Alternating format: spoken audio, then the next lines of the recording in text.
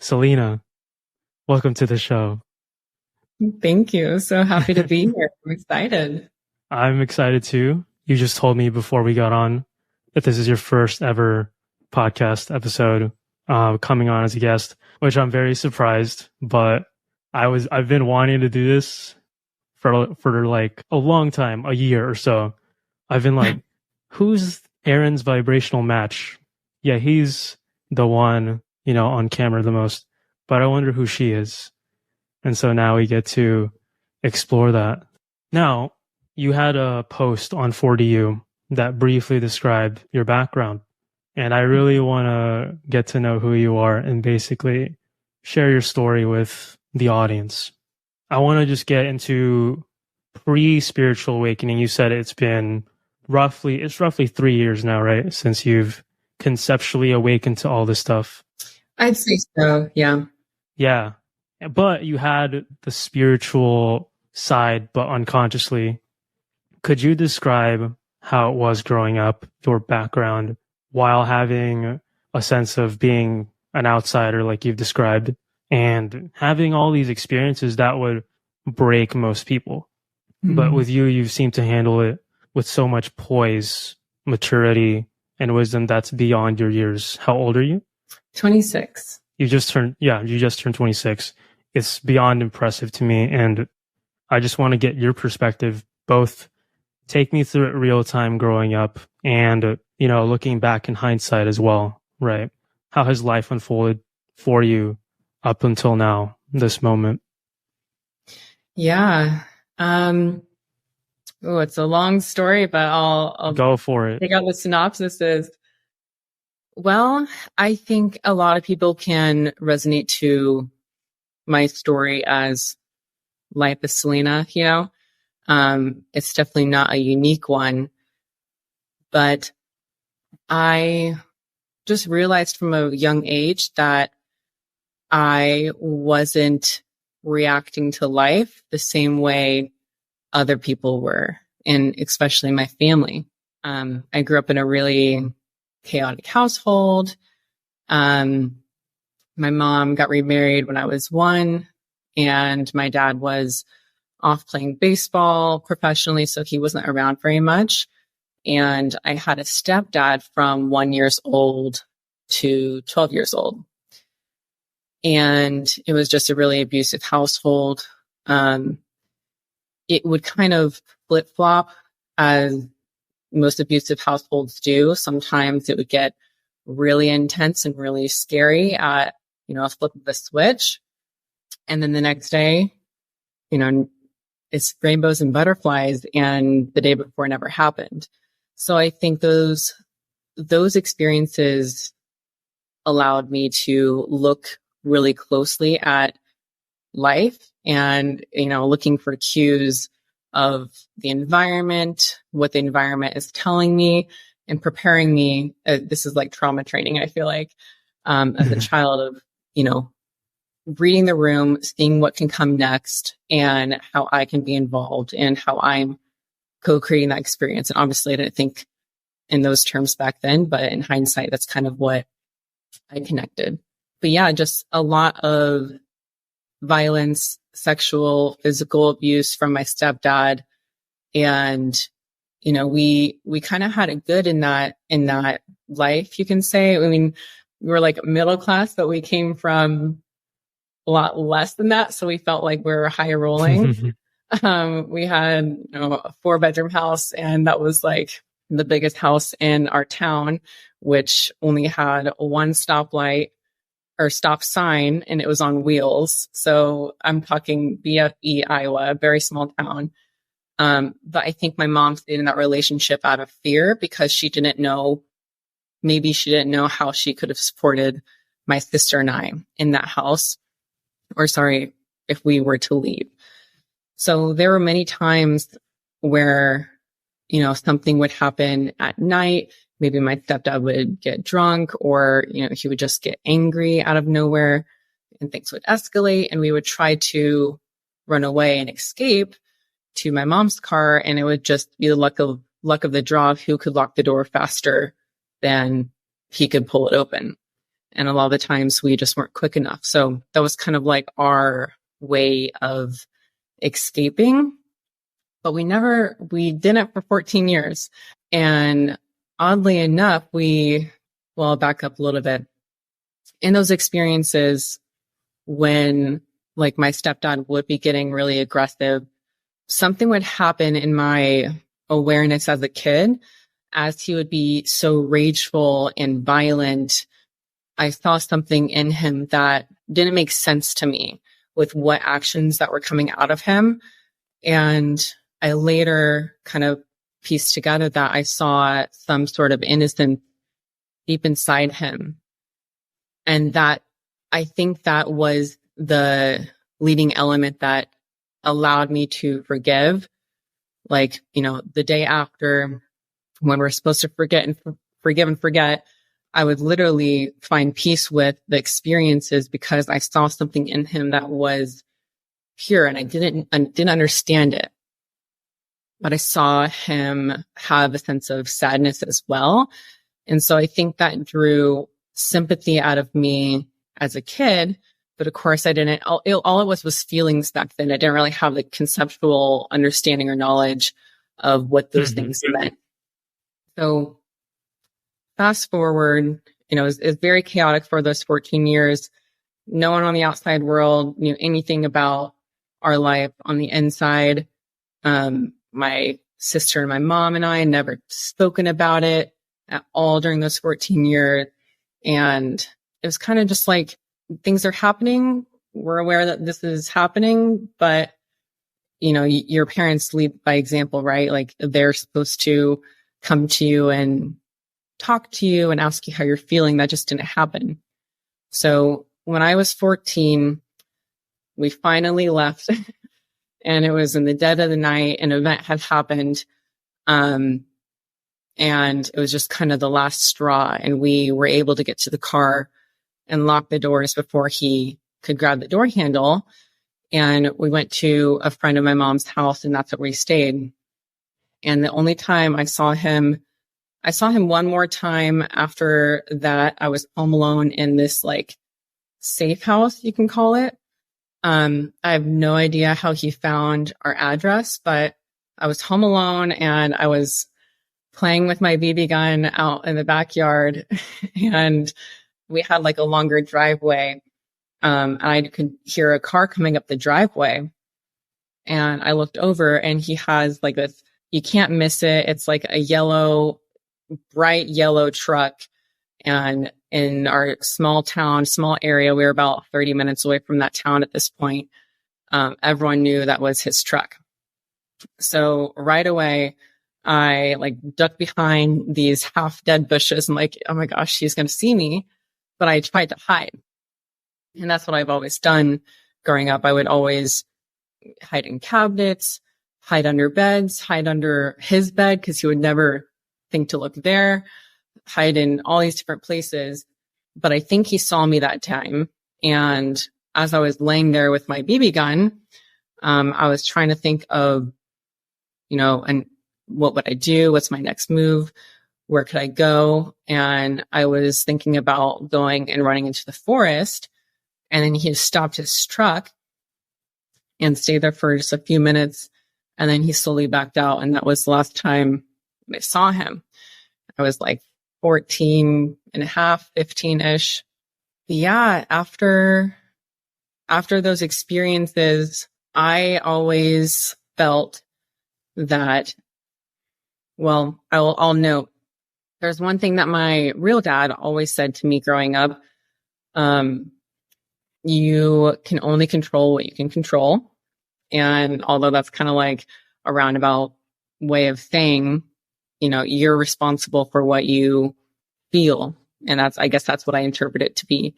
And whenever I was reflecting on those really intense experiences, like as a kid, as we're moved out, we're moving on with life, with school, and just, trying to get back into society, I would feel this type of like remorse or, doing one of these, like always looking over my shoulder. And I didn't like that. Obviously, like, you don't like feeling heavy, intense, scary emotions.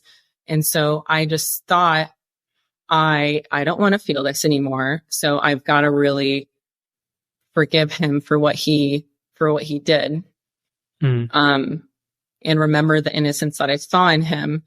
And so, I was probably my mid-teens, 15, 16, 17. I really sat with those things. And it turned out for my mom later that she shared with us that he was abused by his stepdad. And so it kind of all started making sense to me of like, oh, that's what I saw. It kind of confirmed what the feelings that I was thinking. I guess a sense of validation too of my intuition at that point in my life. And so I felt good about that. I didn't really have the support from my mom or my sister in like sharing how I felt or, being heard in my emotions and my experiences. So many times throughout my childhood, I would come to them to share experiences with them or what happened to me, how I was feeling. And I was just never believed. No one would believe me. And so it's like, okay, I am truly responsible for my own feelings because I don't have the support around me. And it's been made clear that I'm not supposed to bring this out to other adults. So I got to find some peace within me. And that's what I did. We didn't grow up Christian and, or I guess like intensely Christian. I had Catholic family members, but we didn't go to church regularly. It was my senior year. We had this group, in my school. I think it was called like Christian Athletes or something. And I played a bunch of sports. So every morning at like 6 a.m. before school, after morning practice, I would go into the art room and our art teacher would host, a group of 6 of us who were curious about God. And, I came with all these questions. And at first I was like, this is not for me. I think I'm going straight to hell because my life is a sin. So it's so funny. So I guess from there, I kind of like pick and chose like, okay, so I'm definitely sinning a fuck ton. But my art teacher's saying I'm not going to go to hell. So like, this isn't making sense. Aren't the rules the rules? But anyways, so fast forward, I get to college and I try to go to a Catholic church in college and it's not my vibe. And so I just kind of slipped out of that spirit and more into my own spirit at the time. Didn't get super involved yet until I was later, like around 20. But yeah, at that time, just to catch back up to speed, still have not spoken to my mom and my sister about anything that's happened. And it was just kind of like a blimp in our life. At this point, she had moved to Texas to start a new job. I was still actually, this was when I was in high school. I was still in high school. My sister was in college.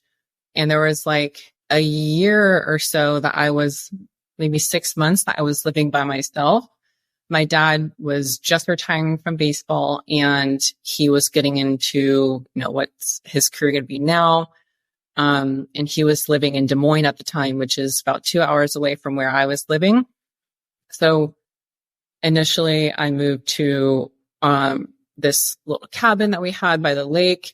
That was my stepdad's, and I lived in it and rode my motorcycle to school and to practice 45 minutes back and forth until they sold that in the divorce.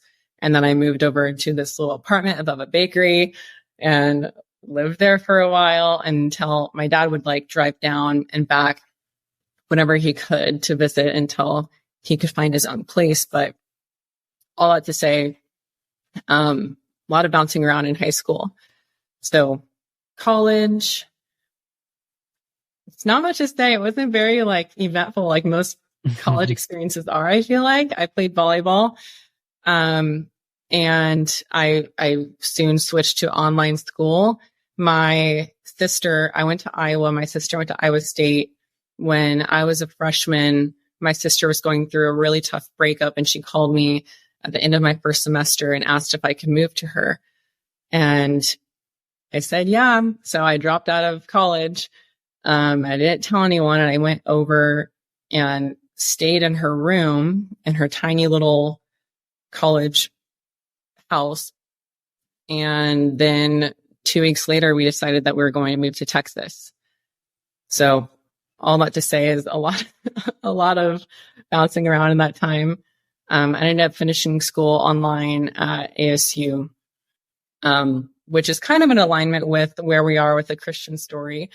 So after being in Texas for a while, I lived in the Dallas area.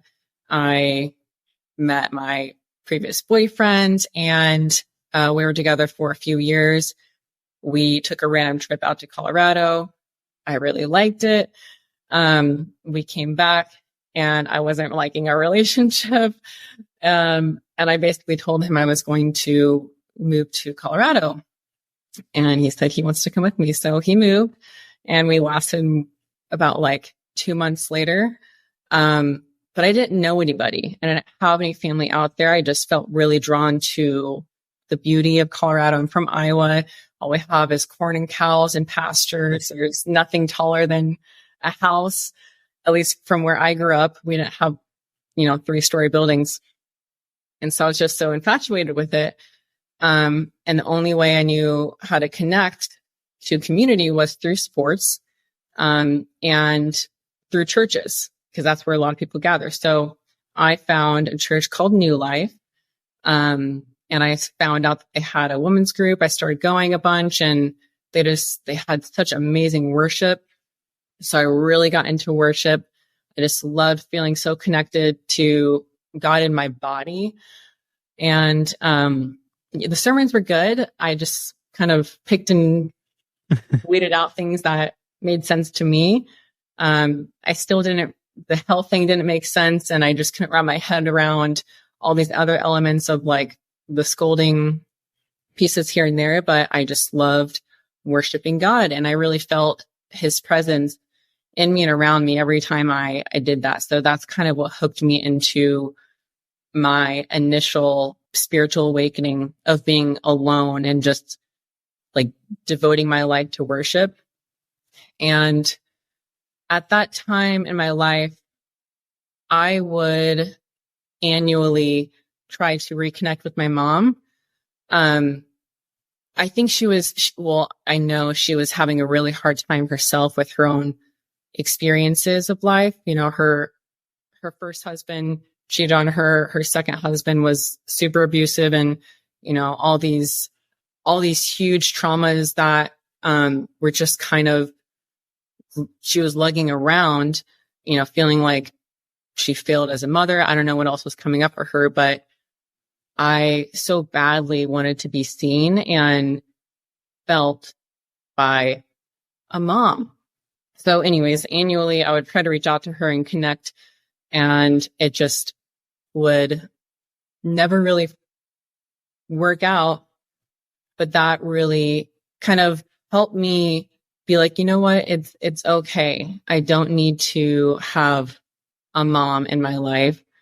I can see that she's hurting too, just like he was. She's hurting in her own way. And I want to show her that I will always love her no matter what. And I'll be here whenever she wants to come talk.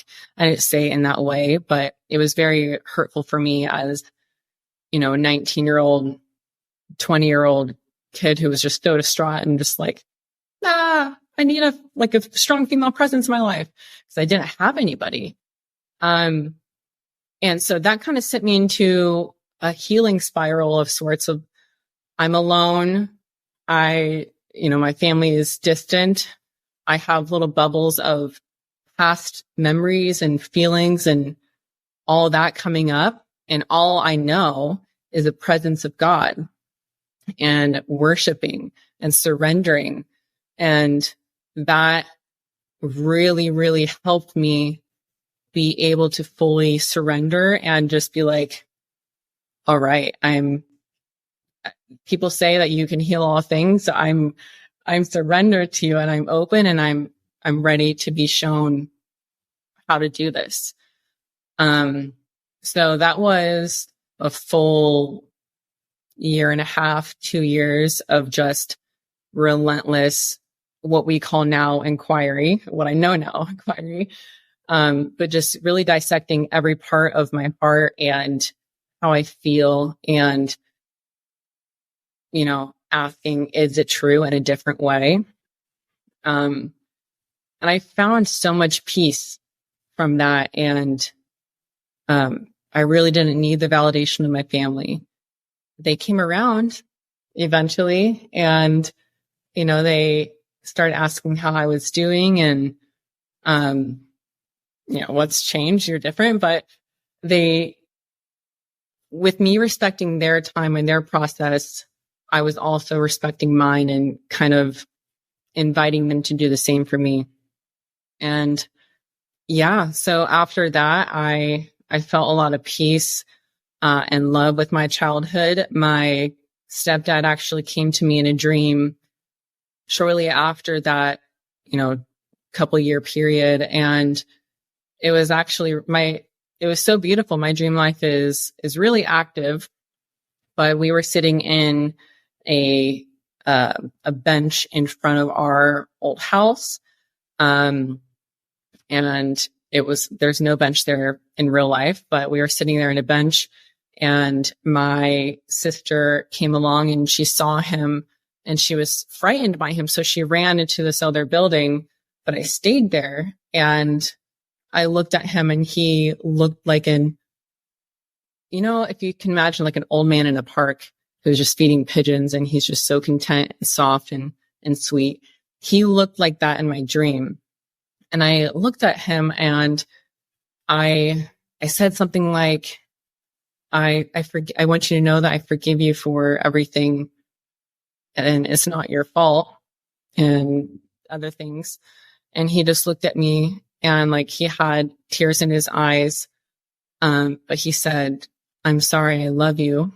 And right when we had that moment, my heart felt opened, and there was all this beautiful, like crystallized glacier water that just kind of like poured in between our bench and our old house.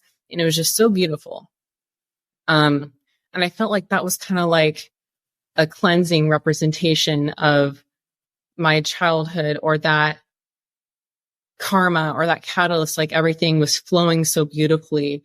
And it was very clear to me now that him and I had some sort of a connection deeper than just, he's my abusive stepdad and I was just a victim as a child. We had something karmically that felt like it was all perfect. And I feel like we did a good job working through that together. But shortly after that, I felt so connected to myself, and I felt so ready for my life partner. And I felt like I knew exactly what I wanted in a life partner. I was very confident in that. Of course, I had trial and error relationships before that manifested out of these things that weren't healed for me. From my abusive childhood, those attachments that come up of, love me, or see me, hear me, like all those things came up in previous relationships that were also very nurturing and taught me something. So at this time, I just started praying at night and sitting with God and just saying exactly what I wanted in my future husband, in the future father of my children. And about 6 months later, I got a DM from Aaron. I've never heard of him in my life. I haven't heard of the Law of One or ACIM. I haven't heard of anything. I barely knew what the chakras were. And I only knew what the name of them was. I didn't even know how many there were. So yeah, I feel like it was just kind of like a full circle experience that led me to that point of being blessed with a partner like Aaron that really reflected how I felt inside. But yeah, it's a very short story. I think I skipped over a lot, but I think that summarizes who we call Sylina. There was a couple moments in there that you basically described recognizing your stepdad, your mom, your sister in a more expanded context. And that's that recontextualization is that peace of mind that we gain. So when you looked at your dad, you saw that hurt side, and your mom, she had her own issues. You were aware of her past, that she didn't operate in a vacuum. And that's what gave you grace, right? And you were doing this even before you knew what you were really doing. But there's, from that stems the peace of mind. And I've had similar moments like that in a similar age. I too had a abusive household in its own way. My dad was also, tyrannical. He was more of a emotional abuser with my mom and my older brother, and I was caught in the crossfires of it. And it took a while. It definitely imprinted a lot on me, but I can recognize when you're describing your stepfather, your family, that the moment of healing took place is when a different context just kind of became embedded within you, and you literally saw a situation in a brand new light. And that's what we call healing, right? Mm-hmm. So it's beautiful. I resonate a lot. There was a couple moments where I was like, yeah, I get it. And it was amazing to hear. And this is the perfect segue, because you described a very dense, I'm sure, childhood. A lot of things happened, but now we go into the second chapter where you felt like an outsider your whole life. A lot of things were odd. I don't know how you were like socially, but I guess I'm sure meeting Aaron that time was the first time in your life where you felt at home, where your whole life started to make sense. You find another layer of peace, another layer of joy. How did your relationship, your union with him, you meeting him, move your life forward into this new chapter you call spiritual awakening? Yeah. Well, as everyone else feels, you feel such a sense of peace and opening with Aaron. And he never like laid down the scroll of this is what I do and here's all the definitions and blah, blah, blah, blah. I just came with questions. I didn't look at any of his like content or anything before we connected. I just wanted to hear from him. And so we were deep in conversation all the time before we actually met. But, as I started learning things here and there, I just started asking a lot of questions of what are the chakras? Or I think he asked me the question first in some conversation. I think it was on our first date. And he was like, do you know what the chakras are? And I was like, I think so. And he was like, okay, good. So then he went into like the densities and talked all about that. And so I was just kind of absorbing. And that's just kind of that was our relationship for the first, 6 months of me asking questions and, adding my tidbit of like, is it kind of like this? And, him being the wonderful teacher that he is, he absolutely loved it. We were able to connect on a lot of different levels. And, he helped me understand more about my past. And, I feel like I experienced life as complete feminine, like feeling nothing has a label, like it doesn't mean anything, low key ACIM. p.m. And I just felt everything. But he reflected to me of like, okay, well, that might mean this, and this could, be tied to that. So it was very clear to me that my stepdad and I had some sort of a soul tie in this life, or some sort of agreement in this life of I need to experience profound forgiveness in this life. At least that's what I feel like my biggest catalyst was when I was a kid. And I think that's what he gifted me with through those experiences.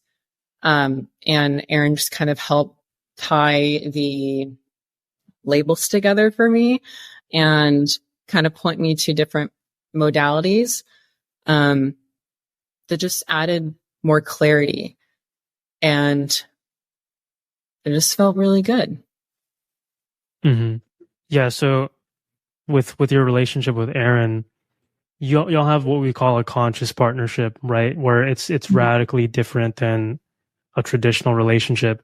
And I want to say, since you're in front of me right now, a theme of mine in this reincarnation is definitely, I tend to attach easily. I will, settle for someone that's incompatible and not like a 100% resonant yes, but, hearing what y'all's relationship is like from people, various people I hear from. Y'all have introduced me to a type of relationship that I've never heard of, but at the same time, it's so inspiring, and it makes me want to up my standards, not to like be, cutthroat, but to be loving to both myself and that future partner. Because if I'm not that person who I want to be with together, like if I'm not that match first, then I'm going to lose them. And if they're not that match for me, I'm just harming myself being in an incompatible relationship,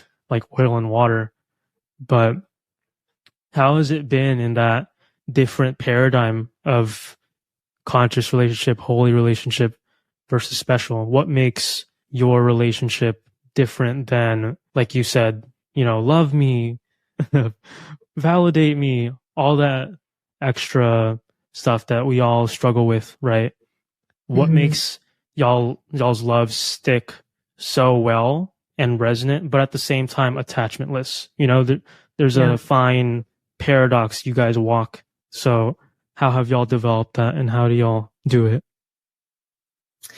Yeah, I think we developed that before we met each other by allowing ourselves to be led into the relationships that were painful and special. I've done it so many times myself, and I see my friends do it too.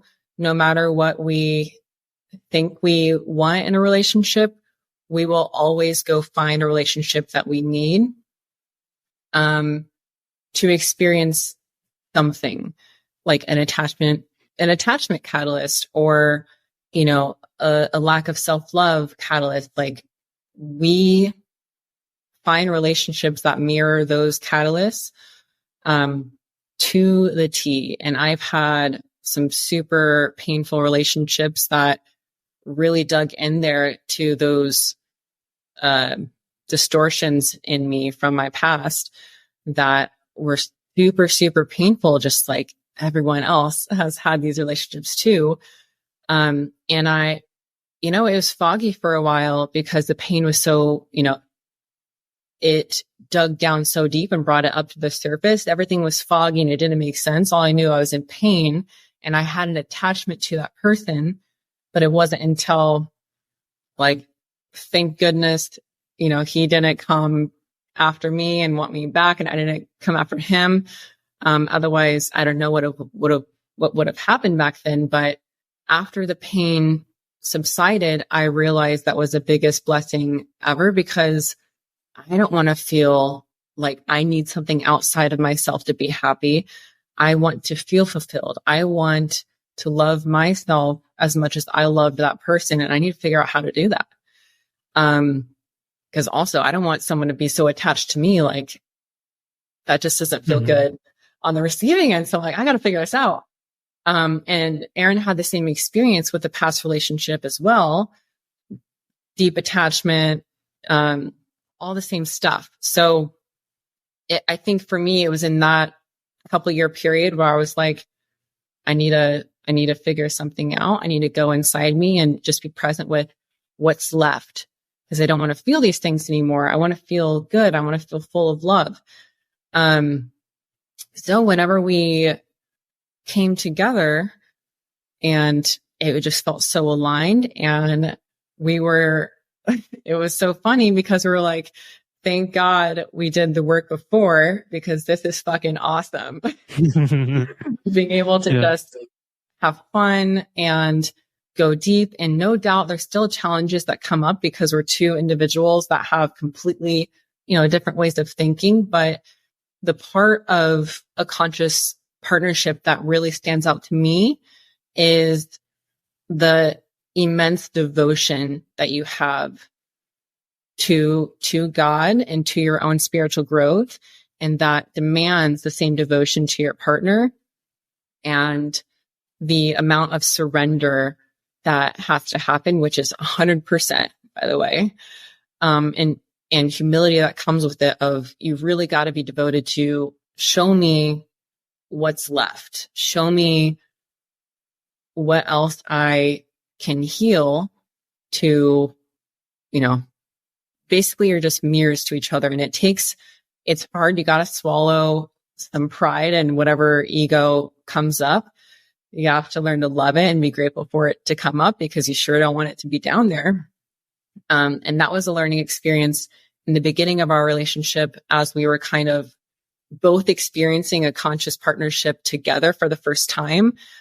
Old patterns still kind of die hard. So in the first year, our arguments were kind of sloppy, of like, we're trying to be loving and present, but like, oh, the ego's taking us. And now we're like getting lost in our story and wanting to be right. And then, okay, now we're back. And, so it took some practice. And I think for us, it was the constant communication and ownership in where we were hurtful, and our intention of being more loving.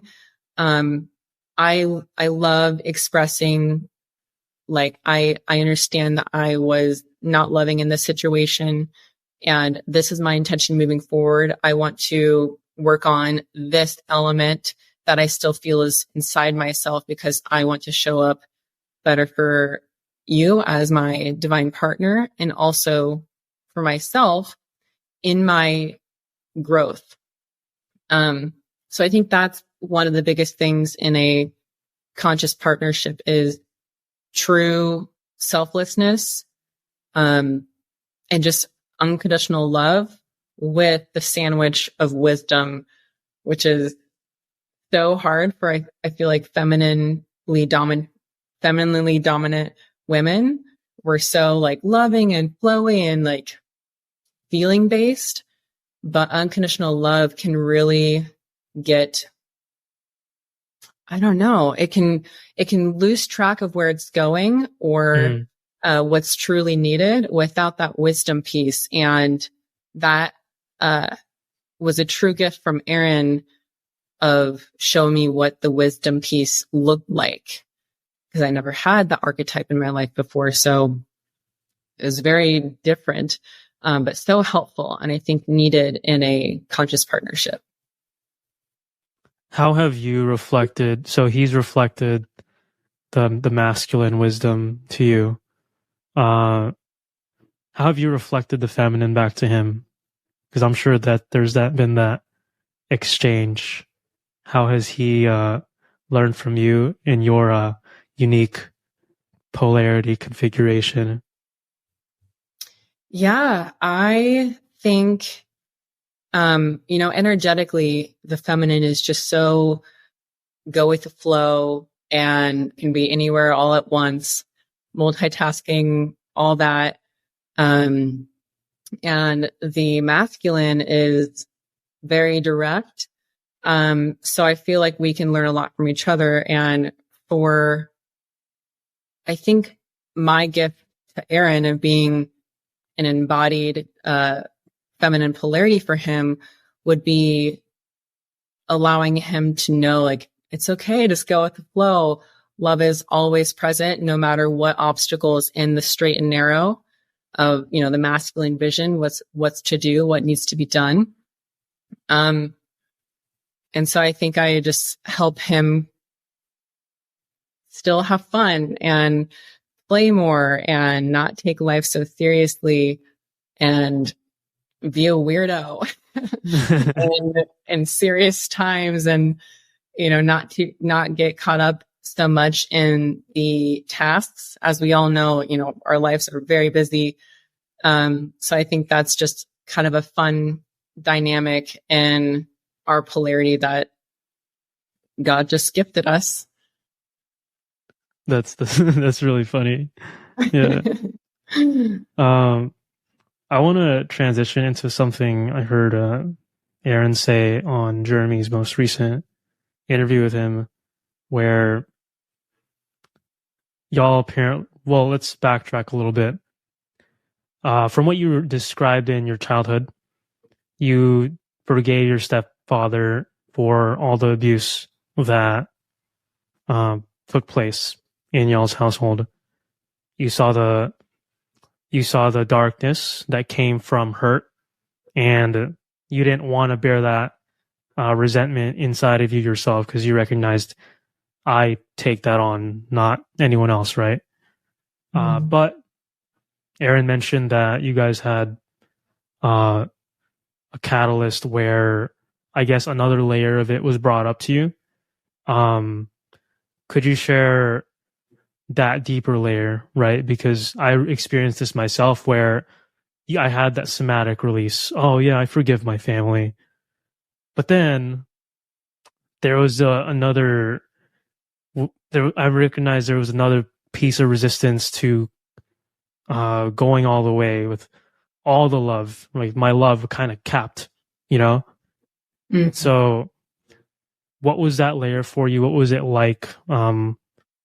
What took place? How did it reflect back to you so you healed that trauma in a deeper way than you originally had thought?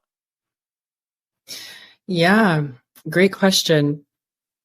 If I remember correctly, in the light of our busy lives, we are pretty much glued to our offices 12 hours a day. From 9 a.m. to 9 p.m. we are working. And for someone who just is super sensual and just loves connection, I have saw this desire and need come up for me of, I need more time with Aaron, and I need more of his attention. And there would be parts of me that would get frustrated whenever we would have, you know, alone time or intimate time on the couch, just hanging out. I think of intimate time as no electronics. And I would get, something would come up for me, like some anger or jealousy, whenever he would have to, like, go on his computer or his phone. And I would just want, like, no, we give enough to our work and computers. Oh my gosh, I just want to throw all these screens in the dumpster. And, at first it felt righteous, because I felt like I deserved XYZ, and, you know, I was entitled to XYZ, for all the other reasons that we can say, yeah, that would make sense. Mm-hmm. But the true deeper cause of that suffering for me was still rooted in, I need something outside of me to be satisfied. And it didn't come up right away, that realization, oh, I'm all good. That's still like distortion, still something coming up from my childhood of needing something. And I just needed to surrender that too and be okay with exactly what life is giving me in this moment all the time. And I just took up a new extended hobby of really long baths whenever I felt like I was in need. And that self-love that I was giving myself was just like filling that cup. And I was like, look at that. I'm just pointing the arrow at whatever I think is going to satisfy me. And I would always put it on Aaron, when in reality, I just feel a lack of love within myself.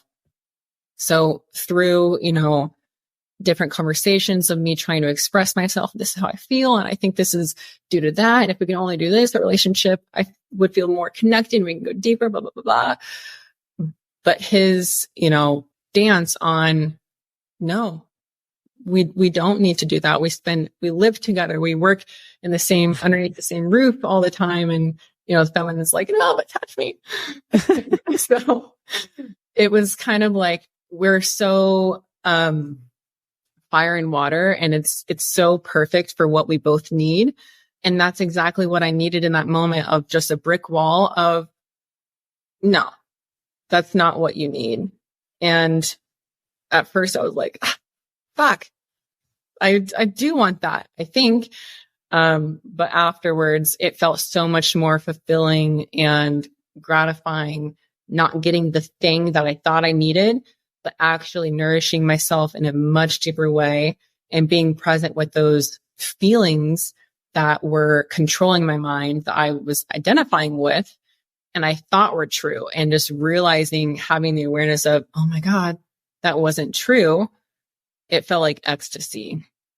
And it's crazy because once you continue to go deeper and deeper into a conscious partnership and surrender everything you have and devote everything you have and try to be as transparent, open book as you can be, those tiny little things become more microscopic and harder to catch.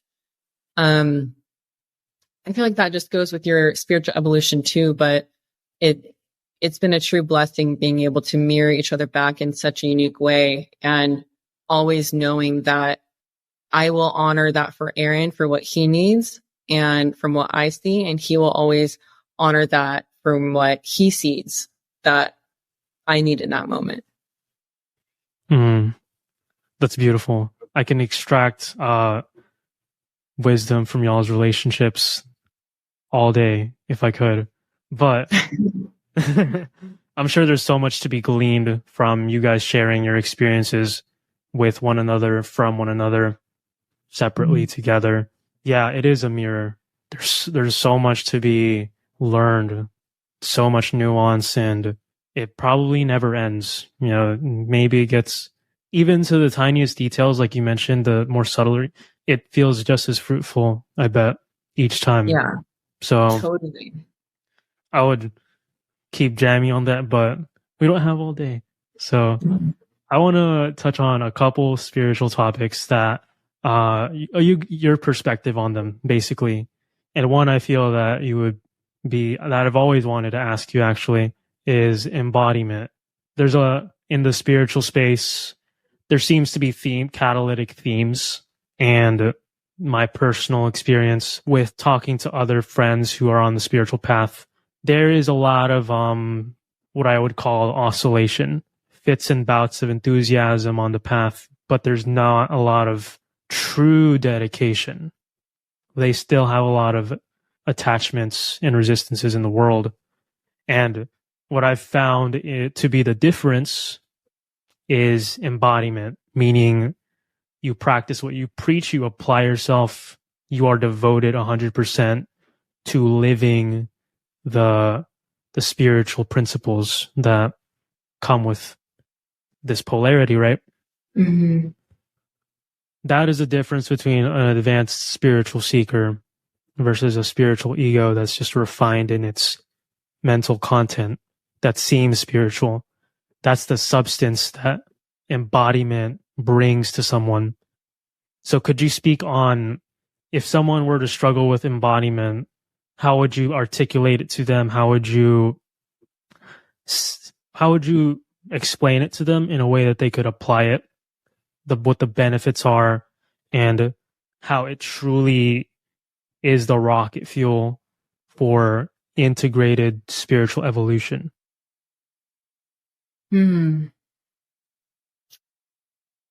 Well, I would ask them to really tune into their desire of how bad do they want immense euphoria all the time? How bad do you want bliss to be your only state of being that you feel? And I feel, well, obviously that's emotion based for me because that's what my driver was of what do I want to feel like and how do I get there? And what is in me and what are the conditioning patterns that are cycling through me that are stopping me or limiting me or making it tough for me to get to that destination or that end desire. So I would just say, rake through your inner world and really find out what are the core beliefs that still anchor me in this place. And you can have, all the spiritual knowledge in the world, all the desires in the world of this is who I am, this is what I want to be. And you can say all of that, give it lip service all day long, but you have got to find a way to let your heart lead and not your mind. That's my opinion. And if you find that your heart is leading the way, it will be so much easier, I feel like, than letting your mind lead the way of conceptualizing your way through all these traumatic obstacles in your life. You really have to tune in and release all of those fears and attachments or whatever the blockages are. And I feel like stepping into embodiment comes that much easier when you're living from your heart space and just devoting yourself to the present moment and to healing, not obsessing over healing and just going in the cycle of like, I can't do anything until I heal all these things, but just whatever's coming up for you right now, just always making it a habit of loving it every single time. If it's like a negative thought or a negative feeling, don't just brush it away. And I mean, Erin talks about this a lot too now, but just don't brush those things away. Sit with them and love them and accept them and see if you want, see what they're pointing to in your past. If you need to, find forgiveness or acceptance or whatever it is, you could take that journey by following your emotional cues if you want. I feel like if you do that, embodiment is so much easier because you don't have to do all these like mental gymnastics all the time of figuring out, what does this mean? I think this goes to that little document over there. Like this book says that over here and the blah, blah, blah, blah. How do I do it? Well, you got to feel it, hun. You got to sit in the stuff and stop trying to do so much, but be. And then you could embody so much easier. Yeah. Nice. That was a nice ending there. Be to embody. Makes sense. God wrote it. Yeah, embodiment, I feel like, is the missing factor for those kind of people. It's because sometimes, their hearts are just so closed off that all they can do is, utilize their mind, right? And then to open it up, you do have to just sometimes feel. And it is arguably, you take 99% of people and you sit them down and you say, just feel. And that unease that unease that comes up, it's like the hardest thing to do for most, facing that darkness. But that darkness does thrive in darkness, right? So the spiritual journey is just realizing, it's a counterintuitive move to just feel and let that paradoxically release. And that's insight that needs to be organic. So, Yeah. well said, Sylina. That's the feminine, what you just described. Feminine power. But like you said, feminine on its own can get, erratic, lacks direction. And when it works with masculine, that's where the magic kind of happens. So an aspect of masculinity I want to ask you about is authenticity, to move on to the masculine now, because you've felt like an outsider your whole life. I don't know if you felt like an authentic, like in that feeling of an outsider, were you true to yourself still, or was that more of an evolution post spiritual awakening? Does that make sense? Like, Yeah. I was always me. I feel like I was definitely an outsider. I was always in a tree somewhere, or, whenever I wasn't playing with my sports team, I was like, I don't know, like in dirt, running through the field, just doing something. But I never really clicked with groups and stuff. But I feel like if I could have, if I wanted to, it just didn't make sense to me. I didn't click in that click. So I was an outsider, but I was an authentic outsider.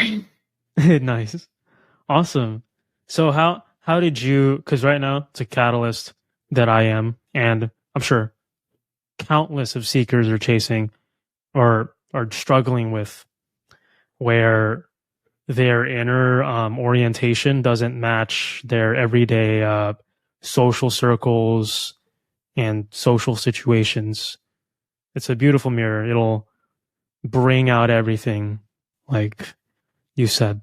How did you stay true to yourself even pre-spiritual awakening? How do you hone it post-spiritual awakening?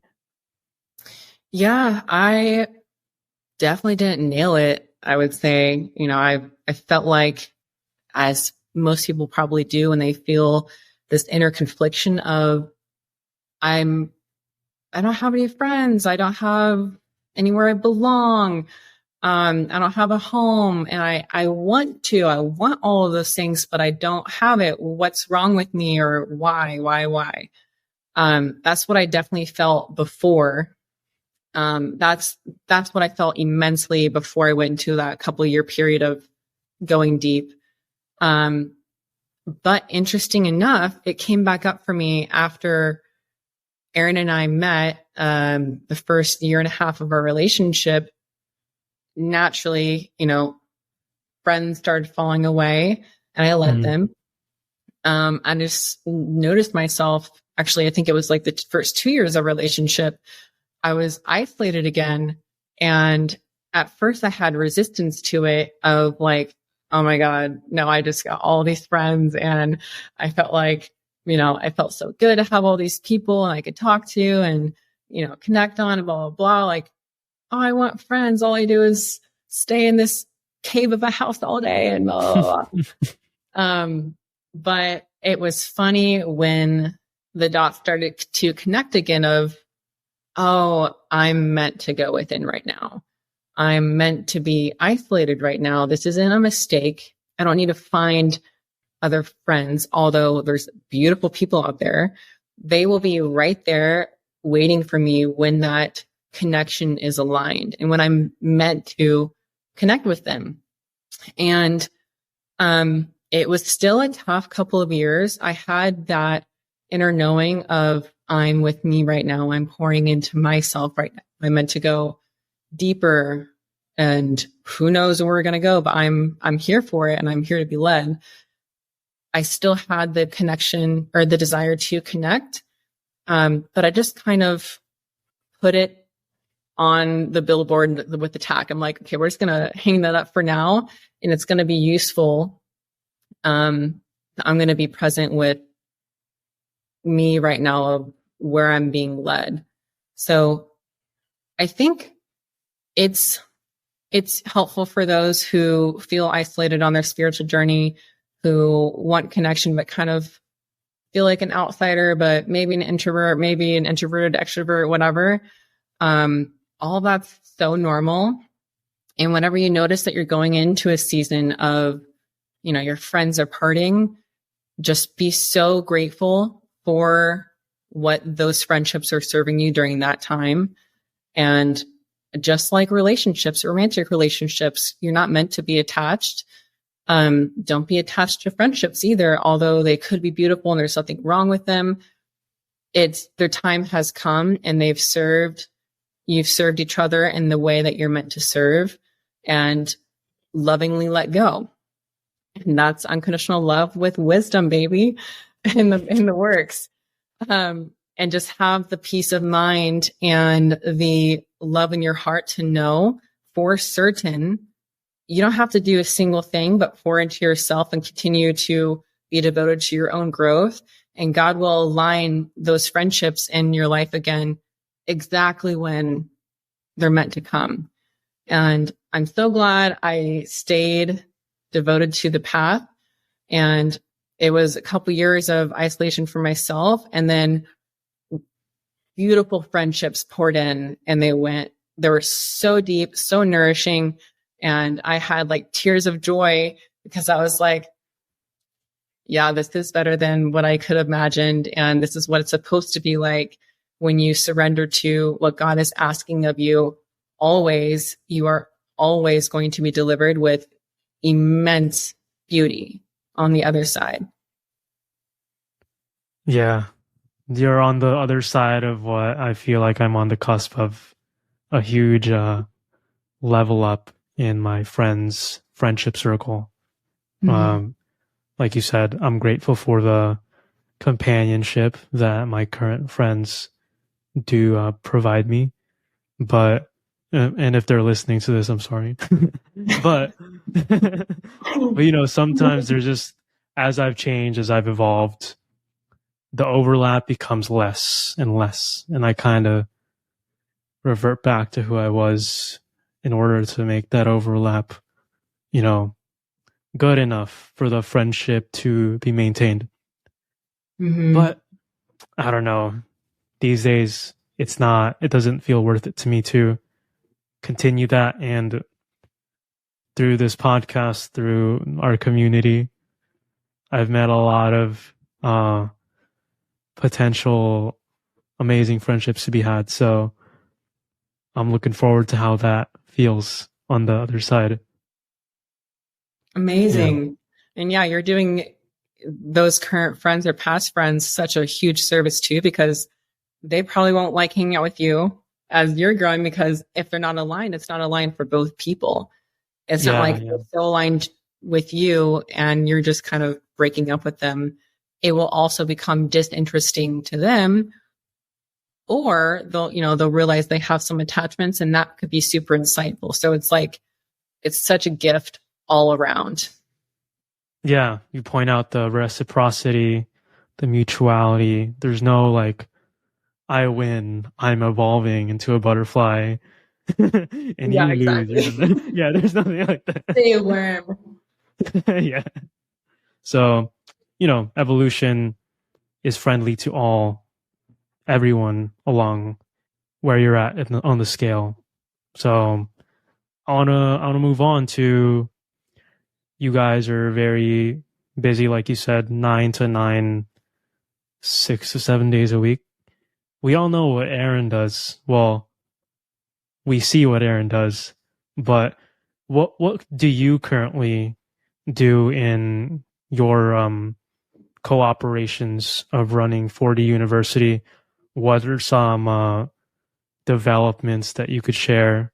What is the direction that 4D University, 4DU, your project, your company is going, and what does that look like that takes up all that time? Yeah. You guys see all the beautiful masterpieces that Aaron dishes out all the time on YouTube, all this content. That's 100% him. I'm kind of the vessel of organizing it into the world of, creating the courses on their app, developing different things, the app on the website, all the website updates. He comes up with, he just gets so many downloads all the fucking time. And this thing is like full. So I'm just like, we'll put on the docket. What's fires you up most right now? Okay. That's going to be on the top of the list. So I kind of, as the feminine does, create from his divine inspiration. So I'll do everything you see on 4DU. I've created that. I love organizing so much, and I love seeing things come together and creating things. I'm super tech savvy, so I find so much joy going on the back end of things. I used to work in marketing at Snapchat before we launched 4DU. I quit my job to work on 4DU back in July of last year. But yeah, it's so hard to put a label on it. But as we've, our first year, we were completely solo, just him and I. Same dynamic of what I just expressed, but it was too much because I was then having to do his social media of, getting posts out and scheduling them. And it was just a lot for me. And I noticed burnout would come of, the first 4 hours a day, I'm like, fuck yeah, this is awesome. I love it. Oh, it's so fulfilling. And then I'm looking at the clock. I'm like, oh, I forgot to eat dinner again. And I'm getting burnt out. We're like, we need a different system and we're not growing. We need to get the 4DU out there, and let's see if we can actually make this a thriving global community as our initial intention was for it. So we started putting out the intention for team members to come help out. Our first big thing was social media. So that's what our first hire was for team members. And it was one of Aaron's old business partners with his original masterclass. So that was just an awesome fit. And then we quickly expanded to 8 team members. I feel like it was overnight. But that's kind of my umbrella, you can call it now. I love helping people so much, and I love seeing things that can seemingly be complicated just work so efficiently. I can scream off a rooftop of excitement of how much I love that. So I really enjoy getting like the birth charts of all of our team members and looking at their gene keys to see how exactly I can support them in the way that just fulfills them. And also we're really diligent on not just like filling a role to fill the role, but we want that person to feel so fulfilled on our team doing X, Y, Z. And so that has just been manifested so perfectly. So although it happened, what it feels like overnight, it's been working so well, and it's been allowing us to operate so much better. It's been nourishing our relationship so much better. But I'm kind of like the project manager if it needs like a business term, and just making sure Aaron's downloads find a nice landing place that can actually be birthed into something that other people can take part of. Yeah, we don't want Aaron's downloads to be lost in the ether. You gotta put it down on paper somewhere. Yeah, it's nuts. Like they can come through at like 10 o'clock. I'm like, oh my God, I don't know if I'm equipped right now. And his notes page is just like so chaotic, and just like, I feel like you can scroll for miles on one note. I'm like, we need to organize that, because there's no way that you can get all the information that you need in real life. But it's fun. Yeah, Aaron, this is profound, but damn, it's disorganized. Yeah, if he can understand it, great. All I need to know, like, just speak it from your mouth again so I can put it in a way that makes sense for me. Right. Yeah, no, it doesn't. this will be cool for our community to hear, because we get a lot of the end products, but we don't really get the process, the context of what you guys do. And it's a well-oiled machine, it seems. I'm glad to hear that y'all are expanding your team, scaling, outsourcing, using each other's time and leveraging that for exponential returns on your investment. So I can't wait to see how it grows. I can call myself an OG because Yeah, for one real. of the first to join. So it's going to be cool seeing it from its birth to whatever it turns into. It's going to be epic. Yeah. We have, just like I mentioned, like an endless list of initiatives of like, oh my God, this has to get into 40U, and, what it means to be a 40 or a university, tapping more into that and expanding the coursework and all these different things. We just have to get technology to be on the same frequency as us. We have been kind of at a standstill for like a month and a half. So nothing really new has come out except for the ones that have like 40 fellowship and other small things came with so many little technical hiccups because we didn't have our app approved and stuff like that. But let me tell you, it's approved. So we might just be off to the races very soon. Yeah. Can't wait. You guys always drop little teasers. I'm not going to pry. We'll find out soon. Oh yeah. It's going to be fun. So as the episode is about to wrap up, I want to just, do a little fun series of questions, kind of offbeat, off topic, you could say. What is something about Aaron that you could share that most people who follow him would find, I don't know, surprising or random? He is the goofiest motherfucker ever. You guys would have no idea. Maybe you do. His personality shines through sometimes on the calls, but he's goofy. I think he feeds off me. I'm really weird, but he matches it and sends it right back for sure. He's really goofy. I can see that. Yeah. What is your favorite mainstream clothing brand that's actually quality, that like lives up to its name? Oh, that's tough. I love fashion so much. Or underground, like, underrated, mainstream, whatever you feel. I love how Skims feel. It's Kim Kardashian's line. So soft. I find a lot of pieces off of Fashion Nova. I shop for Aaron on Fashion Nova all the time. And my favorite store that I would say I'm an online shopping gal. I don't go in person. It just takes so much time. There's a French store called Manière des Voix. Probably butchered that. The coolest freaking clothes ever. But yeah, I don't know if that's really known in America, but that might be labeled as underground. I'll get that in the show notes after so people can check it out. For sure. It's super cool. What is your favorite? So you didn't even hear of like spiritual texts for a lot of the most of your life.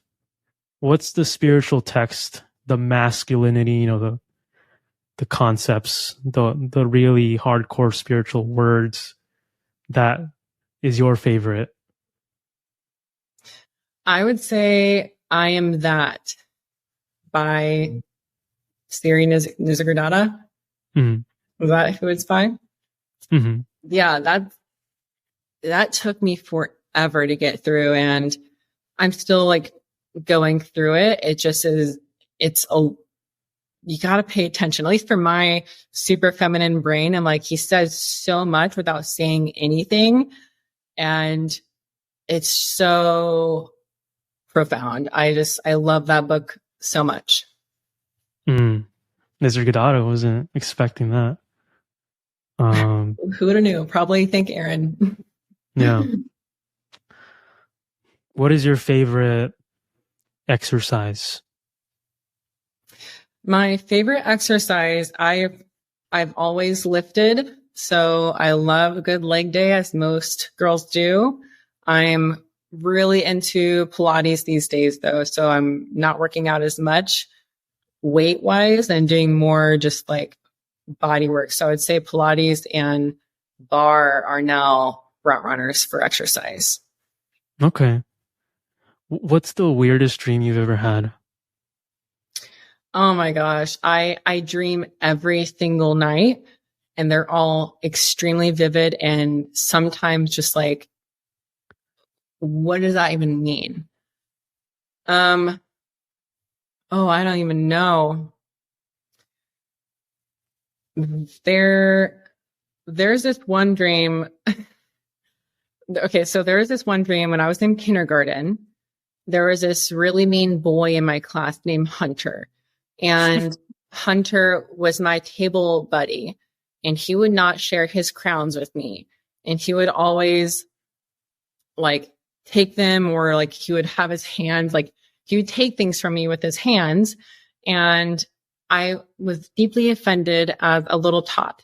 So I had this dream, and it's the one that always sticks out vividly because there's so much information coming in every night. I'm like, that's not useful. I'm going to like log that in my deep subconscious somewhere. But I've talked about this dream a lot because it's just so funny and random. Weird. So we're in my stepdad's old shop. He had semi trucks. And so it was a very tall shop. And we were on this school field trip. And there was like, 5, maybe 6. I had 6 people in my elementary or junior high class coming from my small town. So we're all there. And Hunter was right next to me and he had no hand. He just had a stub. And it looked like it was freshly cut because it was flesh. It wasn't bleeding or anything because I had a rated PG dream world back then. But it was chopped off and I accidentally kept on poking it. I didn't mean to. We're standing in line and our teachers, giving us instructions for our field trip or something. And I just kept like bopping it. And he was just getting angry and getting more riled up. And I'm like, oh, I'm sorry, Hunter. I didn't mean to poke your nub. And by like the 3rd time, he was like, oh, that's it. And he turned into like a tree frog. And he just kept on like jumping all over the walls and like chasing me. And like, it was just weird. And he turned into like a rainbow at the end. So that's what I have on deck right now. Hope it was worth it. Wow. That was pretty random and weird. Yeah. Yeah. I try to tell every time I wake up, Aaron and I say good morning. And I meet him after he meditates and then we switch, but we say good morning. How did you sleep? And if he says he's had a dream, my ears are peaked because he like never dreams. Like, tell me about it. He's like, oh, I already forgot it. I'm like, fuck. Well, I'll tell you about my dream. And earlier in a relationship, I would tell him about my dreams every single day. And if you ask him about this, he would probably crack up laughing because he would sit there and just be so lost in the sauce of having no idea what's happening. But it's like real life for me. I went to those places. Yeah. And now I'm like, I don't even try to recall my dreams. I'm just like, whatever. I have a dream log, but she's dusty. It's hard to keep up. Yeah. Yeah, that's interesting. My friend, she's also, very feminine in her energy. She also has vivid dreams every day. I don't know what it is. I don't dream either. I'm not sure what's going on. I don't know. I think it might be like a empath trait or thing. Yeah. What do you like about being a projector? I feel like I have a bird's eye view to most situations. And I feel like I can write an action plan of how to get from point A to Z, the most efficient route possible with extreme execution with competence in most situations. That's, I feel like, the projector trait that I love the most.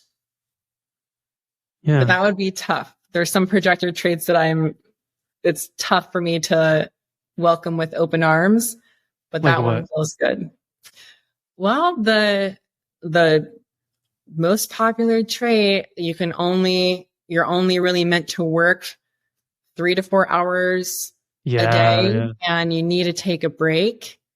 And we know my work life right now, so it's really challenging wanting to pour in and being excited to pour in, and you don't listen. I don't listen to my clock. Erin's good about taking naps, and I just get to the end of the day and I'm like, I'm shot. Yeah. But so I think that's a learning curve for me. I'm now on a routine of working from this time to that time, and I go away from screens and EMFs and I go sit in the grass for an hour.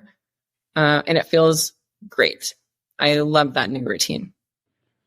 Yeah, wonderful. I'm a projector too. So yeah, that's why I wanted to ask you. To close off, that was very fun. Offbeat. Just wanted to get the more human side of you for the audience. You said in the beginning, well, before we started filming, that you figured that you feel like your time to step in the limelight is coming. It's closer. What does that look like for you? How do you foresee yourself playing that role, shifting roles from, being in the back, running the processes, to being in the limelight? Like, what does that mean for you? And what can we expect to maybe see from you? Well, I feel like for me, how I feel about that is more so kind of like the seasons that we're talking about of being more inward. I've been feeling super inward for the past couple years. And I've been patient, like I've said, and friendships have kind of come in. And I used to be a social butterfly. And I could talk to anybody type of thing. And something switched off for a long time, for many years. And it was bizarre for me. So I have the desire back to just start expressing and sharing and just whatever wants to come through for me. I don't have a desire to be like in the spotlight. I love our dynamic, of, Aaron being Aaron and his genius. And I'm so happy to support wherever I'm needed. And like I said, I love figuring things out and making them come to life. So it's a very, very fulfilling for me. I feel like this new area will be more prominent in my personal life, I think. Okay. Yeah. And maybe that will bleed into, for you in different ways. Aaron and I have a long list of ideas, and, there could potentially be some conscious partnership, little workshops or something, or mini courses in the future. And obviously that would be both of us, sharing and facilitating that. So I'm very much so just like letting life guide me of when is it time. And when you reached out to invite me on your podcast, part of me was like, no, not yet. And nicely on my behalf, I was very busy. So I'm like, I have an excuse to not do this right away. But it was calling me very deeply, and I'm so glad I did, because this has just been so fun and really nourishing. So thank you for inviting me on your podcast. And thank you for coming on and sharing who you are. This is the first glimpse we have of Sylina in a longer format, right? Yeah. Last question. The audience probably wants to know this. 40 probably wants to know this. I got you guys. Do y'all plan on having children anytime soon? Is that what horizon is that? Yeah, interesting you asked that. We've had conversations recently kind of about parenting and what we feel individually about that. And we definitely feel a call of service to the planet in having children and being able to be their, new beings guide in such a powerful way. So we both have that desire, and it feels very comforting for me to have the support from our team members to know, like, we don't have to do it all. We're extremely supported, and that kind of gives me a peace of mind. If I were to be pregnant and step into this new season of motherhood, I wouldn't have to, like teeter-totter, or like I wouldn't have to figure anything out. It's taken care of. So the answer to that is yes, we would love to have children, and we are open for life to bless us whenever it wants, but we are not on a routine or anything, if that makes sense, and not willing it, but just having fun with life and letting ourselves be led. And whenever we feel like being intimate, we're going to act on that and not just going off of my cycle. So we're having fun with it, but we're definitely open to that in this season. Awesome. And is there any last words you would like to share on this podcast? I would just say to anyone that's listening, do not let yourself be afraid to let your true expression shine, and to just be authentic from your unique divine expression. So often we can get caught up in this spiritual awakening path of what does that look like, and what clothes do you have to wear? How are you supposed to sound, and what can you say and not say? Not important, by the way. Just being yourself and allowing your vessel of what you hand selected yourself to just express for you, and have so much fun with it, and just let yourself be lived. That's what I would say, because that's what I was saying myself this season. And it's been really fun to be able to step into that and embody that more. Wow. Yes, very well said. Authenticity is honestly such a big medicine. It's a breath of fresh air to be yourself. And so, yes, just be you. You'll love it. I promise. Awesome. And speaking of being you, Sylina, thank you for being you in a format that you're not familiar with. I'm honored to have been your very first, the very first person to invite you on to a podcast. I'm still finding that surprising, by the way. And I hope you guys, enjoyed seeing this side of her.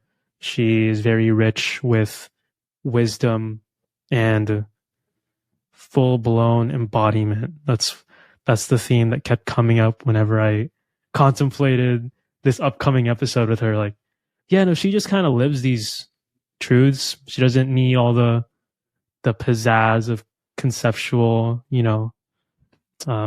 concepts. She just is. And so it's been great, going back and forth with you. It's been so fun. Thank you. All right, you guys. This is a very heartwarming episode for me. I hope I did it justice for introducing her. And with that being said, I'll see you guys next time on the Lighthouse Podcast. Cheers, everybody.